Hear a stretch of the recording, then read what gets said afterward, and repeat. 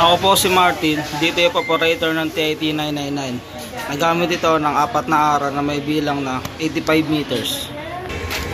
Ito naman po yung printer Ederia.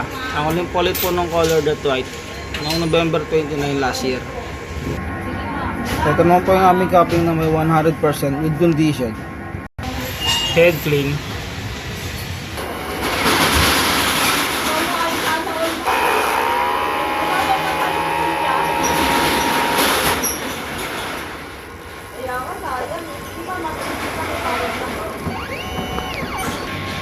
Punasan ng water after head clean.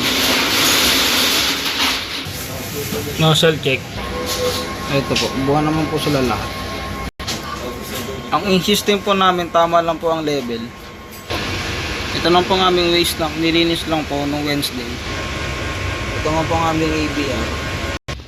Ito naman po yung stock ng unused ink, pati greening solution po.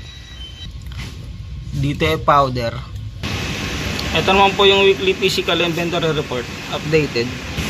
Consumables withdrawal, updated din po.